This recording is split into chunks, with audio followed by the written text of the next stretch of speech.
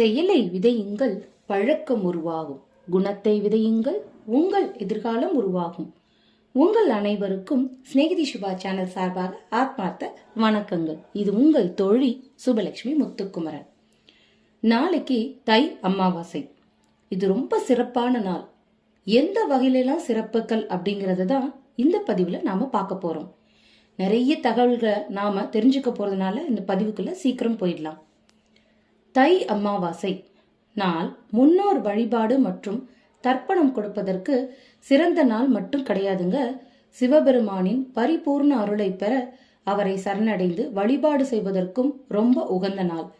இந்த நாள்ல தான் அபிராமி அந்தாதி பாடலை பாடி அம்பிகை வழிபட அம்பாள் கருணை கடலாக அருள் செய்வாள் என்பது ஒரு நம்பிக்கை. தனது பக்தனை காப்பதற்காக சிவபெருமானும் உமையம்மையும் 2 முக்கியமான திருவிளையாடலை நிகழ்த்தி காட்டிய தினம் தை அமாவாசை. திருக்கடையூர் அபிராமி சமேத அமிர்தகடேஸ்வரர் ஆலயத்துல சிறப்பாக கொண்டாடப்படும் விழாக்களில் தை அமாவாசை ரொம்ப ரொம்ப முக்கியமானது. ஆயுள் விருத்தி, யம பயம் நீங்க, நோய் அகல, சகல சௌபாக்கியங்களும் பெற வழிபட வேண்டிய கோயில் இந்த திருக்கோயில். சிறப்புமிக்க இந்த தை மாதம் பொதுவாக அமாவாசை முன்னோர் வழிபாட்டிற்கு உரிய நாள்னு சொல்லுவாங்க. அதிலும் ஆடி அமாவாசை, புரட்டாசியில் வரும் மகாலய அமாவாசை, தை மாதத்தில் வரும் அமாவாசை மிகவும் முக்கியமானது அப்படின்னு சொல்லுவாங்க. இதுல தை அமாவாசை தை மாதத்தில் போற்றுதலுக்குரிய மிக உன்னதமான நாள். தை என்பது தேவர்களோட காலை பொழுது இல்லையா? சூரிய பகவான் மகர ராசியில் தனது பயணத்தை மேற்கொள்ளும் காலம் இது. ராசி சுழற்சியில் 10வது மாதமாகும். 10வது மாதம் என்றாலே நிறை மாதம் தானே. புதிய வாழ்வு ஜனிக்கும் காலம் என்று நம்ம முன்னோர்கள் சொல்வாங்க. விவசாயத்தின் அடிப்படையில மட்டுமில்ல, ராசி சுழற்சிகளின் அடிப்படையிலும் தை மாதம் முழுமை பெறும் மாதம் என்பதனாலதான் தை பிறந்தால் வழி பிறக்கும் அப்படின்னு சொல்லப்படுது. இந்த தை மாதத்தில் வரும் தை மாத சிறப்பு, பூச நட்சத்திரம், தை கிருத்திகை, தை வெள்ளி, தை செவ்வாய், அமாவாசை என எல்லாமே சிறப்புக்குரிய நாள்தான். நமது முன்னோர்களை மனம் குளிர செய்து மேல் லோகத்திற்கு மீண்டும் அனுப்பி வைக்கும் நாள் தை அமாவாசை நாள்னு சொல்லுவாங்க. ஆனா முன்னோர்களின் ஆசையை பெறுவதற்கு மட்டுமல்ல, இறையருளை பெற்றுத்தரும் இந்த தை அமாவாசை ஒருவரின் தலை விதியையே மாற்றும் சக்தி அப்படிங்கிறது இந்த அமாவாசை நாள் வழிபாட்டிற்கு உண்டு. ஆழமான பக்தி இருந்தாலும் நமக்காக இறைவன் எதையும் செய்ய ஓடி வருவான் என உலகத்திற்கு உணர்த்திய நாள் இதுதான். அப்படி என்ன விதி மாற்றப்பட்ட நாள்? தன்னிடம் பூரண சரணாகதி அடைந்த தனது பக்தன் மார்க்கண்டேயனை காப்பாற்றுவதற்காக யமனை சிவபெருமான் வதம் செய்து காலசம்ஹார மூர்த்தியாக காட்சி தந்த நாள் இந்த தை அமாவாசை. 14 வயது வரை மட்டுமே ஆயுள் என விதிக்கப்பட்டு பிறந்த மார்க்கண்டேயருக்கு என்றும் 16 என சிரஞ்சீவி வரத்தை சிவபெருமான் வழங்கியதும் இதே தை அமாவாசை நாளில்தான். வேறு எங்குமே இல்லாத தனிச்சிறப்பாக திருக்கடையூர் அமிர்தகடேஸ்வரர் ஆலயத்தில் காலனை காலால் எட்டி உதைத்து காலசம்ஹார மூர்த்தியாக ஈசன் காட்சி தரும் கோலத்தை காண முடியும். மார்க்கண்டேயரோட சரித்திரம் விதி மாற்றப்பட்ட நாள்னு சொல்றோம். ஏன்னா அவரோட ஆயுளை நீட்டிக்க அவரோட விதியே மாற்றியமைச்சார் சிவபெருமான். அதே நேரம் இன்னொன்னு இருக்கு, திதி மாற்றப்பட்ட நாள் அப்படிங்கிறதுக்கு ஒரு கதை இருக்கு. திருக்கடையூர் என்றதும் எல்லாருக்குமே முதல்ல நினைவுக்கு வருவது அபிராமி அன்னை தான். அவர் மீது அபிராமி பட்டர் பாடிய அபிராமி அந்தாதி பாடலும் தான். அன்னை அபிராமியின் மீது கொண்ட அதீத பக்தியின் காரணமாக சதா சர்வ காலமும் அன்னையின் சிந்தனையிலே மூழ்கி இருந்தார் சுப்பிரமணிய பட்டர். அதனால தை அமாவாசை நாளில் கோயிலுக்கு வந்த மன்னர் அவரை சோதிப்பதற்காக இன்று என்ன திதி என்று கேட்க சுப்பிரமணியரோ அன்னையின் முகத்தை சிந்தித்த பரவசத்தில் பௌர்ணமி என தவறாக கூறிவிட்டார். இதனால கோபமடைந்த மன்னன் தீமூட்டி அந்தரத்தில் உரியில் சுப்பிரமணிய பட்டரை தொங்கவிட்டார். ஒரு பாடலுக்கு ஒரு கயிறு என்ற விதத்தில் வெட்டப்பட வேண்டும் என சுப்பிரமணியருக்கு தண்டனை வழங்கப்பட்டது. பாடலின் முடிவில் அவரில் தீயில் விழுந்து இறக்க வேண்டும் என்பது மன்னரின் உத்தரவு. ஆனால் அப்போதும் மனம் கலங்காது அன்னை அபிராமியின் மீது கொண்ட பக்தியால் அந்தாதி பாடத் துவங்கினார் சுப்பிரமணியர். ஒவ்வொரு பாடல் முடிவிலும் ஒரு கயிறு வெட்டப்பட்டது. 78 பாடல்கள் பாடி முடித்தார். 79வது பாடலை சுப்பிரமணியர் பாடத் துவங்கிய போது அன்னை அபிராமி காட்சி கொடுத்து தனது பக்தனின் வாக்கை உண்மையாக்க அமாவாசை திதி என்று முழு பௌர்ணமி நிலவை வரவழைத்தாள். மன்னர், மக்கள் என அனைவரும் அதிசயித்து நிற்க அன்னை திருவாய் மலர்ந்து சுப்பிரமணியரிடம் தொடர்ந்து தன் மீது அந்தாதி பாடச் சொல்லி கேட்டார். அதற்கு பிறகு 21 பாடல்களை பாடி முடித்தார் சுப்பிரமணிய பட்டர். அவரின் பக்தியை கண்டு மெய்சிலிர்த்து மன்னரே அவருக்கு அபிராமி பட்டர் என்ற பட்டத்தை சூட்டினார். அந்தாதி என்பது ஒரு பாடலின் முடிவிலிருந்து அடுத்த பாடலை துவங்கும் செய்யுள் வகை. அந்தம் ஆதி, அதுதான் அந்தாதின்னு சொல்லுவாங்க. முடிவிலிருந்து துவங்கும் துவக்கம். அன்னை அபிராமி மீது பாடப்பட்ட 100 பாடல்கள் அபிராமி அந்தாதின்னு சொல்லப்படுறது.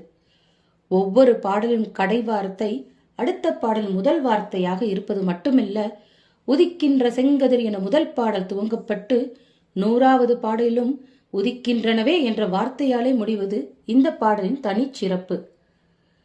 அபிராமி அந்தாதியின் ஒவ்வொரு பாடலும் ஒவ்வொரு விதமான கஷ்டத்தையும் பிரச்சனையும் தீர்க்கும் சக்தி படைத்தது. அபிராமி அந்தாதி நூற்பயன் பாடலில் அபிராமி பட்டரே இதனை குறிப்பிடுகிறார். ஆத்தாளை எங்கள் அபிராமி வள்ளியை அண்டமெல்லாம் பூத்தாளை மாதுளம் பூ நிறத்தாளை புவியடங்க காத்தாளை ஐங்கன பாசாங்குசுமம் கருப்பு வில்லும் சேர்த்தாளை முக்கண்ணியை தொழுவோர்க்கு ஒரு தீங்கும் இல்லையே. இத்தகைய சக்தி படைத்த அபிராமி அந்தாதி பாடல் பாடப்பட்ட நாளும் இந்த தை அமாவாசை நாளில்தான். திருக்கடையூரில் தை அமாவாசை நாளில் அபிராமி அம்மன் சந்நிதியில் அபிராமி அந்தாதி பாடப்பட்டு நிலவு காட்டப்படும் விழா ஒவ்வொரு ஆண்டும் வெகு விமர்சையாக நடத்தப்படுகிறது, வழக்கமாக உள்ளது.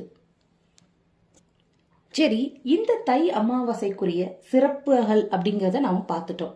இப்போ இந்த தை அமாவாசைன்றது தர்ப்பணத்துக்கு உகந்த நாள்னு சொல்றாங்களே, அது எதுக்காக? நம்மளோட முன்னோர்கள் தெரிந்தோ தெரியாமலோ செய்த பாவங்களால் நமக்கோ நம்மளோட சந்ததியினருக்கோ அசுப பலன்கள் ஏற்படக்கூடும் இல்லையா? முன்னோர்களை வணங்காமல் தவிர்த்தால் திருணம் உள்ளிட்ட சுப காரிய தடைகள் நீங்காத வறுமையும் ஏற்படக்கூடும். முன்னோர்களின் வடிவமாக பாவிக்கப்படும் காகத்திற்கு, பசு, மீன்களுக்கும், வறுமையில் வாடும் மனிதர்களுக்கும் தானம் கொடுக்கணும்ன்றது ஒரு ஐதீகமா சொல்லப்பட்ட வருது. இந்த அசுப பலன்களை போக்குறதுக்காக உங்களுக்கு பிடிக்குதோ பிடிக்கலையோ ஆண்டுதோறும் அவர்கள் இறந்த திதி அன்று அவர்களுக்கான சிரார்த்தத்தை செய்ய வேண்டியது கட்டாயம். ஆண்டுதோறும் அவர்களுக்கு உரிய உணவை நாம் அளிக்கும் பொருட்டு இந்த திதி சிரார்த்தம் நடத்தப்படுகிறது. அப்படி நம்ம இதை செய்யாம விடுறதுனால முன்னோர்களுக்குரிய உணவை நாம் அளிக்காமல் விடுவதால் அவங்க ஏமாற்றம் அடைகிறாங்க அப்படின்னு சொல்லப்படுது. இதனால திருணம் உள்ளிட்ட சுபகாரிய தடைகள், குழந்தை பாக்கிய தடை, தொழில் வளர்ச்சியின்மை, தொழில் தடை, உத்தியோகத்துல பிரச்சனை, வேலை வாய்ப்பின்மை, தீராத நோய், வறுமை, அகால மரணம் ஏற்பட வாய்ப்புள்ளது. அதோட எண்ணிய எந்த காரியமும் நிறைவேறாத நிலையும் ஏற்படும். இது போன்ற அசுப பலன்கள் முன்னோர்களுக்கு திதி கொடுக்காமல் ஏற்படுவதால் ஏற்படுகிறது. சிரார்த்தம் கொடுக்க முடியாதவங்க என்ன செய்யலாம்? முன்னோர்கள் இறந்த திதி அன்று அவர்களுக்கான சிரார்த்தம் கொடுக்க முடியாதவங்க முக்கிய அமாவாசை தினங்களான ஆடி அமாவாசை, புரட்டாசியில் வரும் மகாலய அமாவாசை, தை அமாவாசை ஆகிய தினங்கள்ல ஏதேனும் ஒரு அமாவாசையில் அவர்களுக்கான சிரார்த்தம் செய்யலாம். ஏன் அமாவாசை தினத்தில் முன்னோர் வழிபாடு செய்றோம்? தாய் மற்றும் தந்தையை குறிப்பதுதான் சூரியனும் சந்திரனும். இவை இரண்டும் சேர்ந்தே நாளே அமாவாசை ஆகும். ஜோதிட சாஸ்திரப்படி ராகு தந்தை வழி முன்னோர்கள் என்றும் கேது தாய் வழி முன்னோர்கள்னும் கூறப்படுது. நதிக்கரை, கடற்கரை, நீர்நிலைகள்ல மூத்தோர்களுக்கான காரியங்களை செய்து முழுக்கு செய்வது சிறப்பு. முடியாதவங்க அவங்கவுங்க வீட்லயும் செய்யலாம். ஒருவரின் வாழ்வில் ஒளி வீச மூத்தோரின் கடன் தீர்ப்பதும் குலதெய்வ வழிபாடு செய்வதால் ஆகியவை இரண்டும் கண்களைப் போல பாவிக்க வேண்டும்னு காஞ்சி பெரியவா சொல்லியிருக்காங்க. அவரோட கூற்று ரொம்ப ரொம்ப உண்மைதான். நாம ஒவ்வொரு மாசமும் ஒரு அமாவாசை வருது. அந்த தினங்கள்லயும் அவங்கள நினைச்சு நாம வழிபாடு செய்யலாம். அந்த நேரத்துல நம்ம கோலம் போடுறத போடாம அவங்கள நினைச்சு வழிபாடு செஞ்சு அவங்க வீட்டுக்குள்ள வரணும் அப்படின்னு நினைச்சு தர்ப்பணம் அதற்குரிய வழிபாட்டு முறைகளையும் நாம மேற்கொள்ளணும். அவங்களோட பூஜை படங்களை வச்சு அவங்களுக்கு முன்னாடி தீபம் ஏற்றி வழிபடணும். சரி, அமாவாசை தினத்துல தர்ப்பணம் கொடுத்தாச்சு, இறந்தவங்களுக்கு படையல் போட்டாச்சு, தீபம் ஏற்றியாச்சு, வேற என்ன செய்யணும்? அமாவாசை தினத்துல நம்ம மனுஷங்களுக்கு மட்டும் இல்ல, சில விலங்குகளுக்கும் தானம் செய்ய வேண்டியது கடமை. முன்னோர்களோட வடிவமாக பாவிக்கப்படும் காகத்திற்கு நண்பகல் வேளையில எள் கலந்த சாதம் வைக்கணும். நம் முன்னோர்களுக்கும் நமக்கும் தாயாக இருந்து பால் கொடுத்த மற்றொரு தாயாக விளங்கும் கோமாதாவிற்கு கோதுமை தவிடு வெல்லம் கலந்து தானம் செய்யணும். முன்னோர்களின் அஸ்திகளை நீர்ல தான் கரைக்கிறோம். அந்த நீரில் வாழக்கூடிய மகாவிஷ்ணுவின் அவதாரமான மச்ச அவதாரமான குளத்து மீன்களுக்கு அரிசி பொறி தானமாக வழங்க வேண்டியது ரொம்ப ரொம்ப அவசியம்.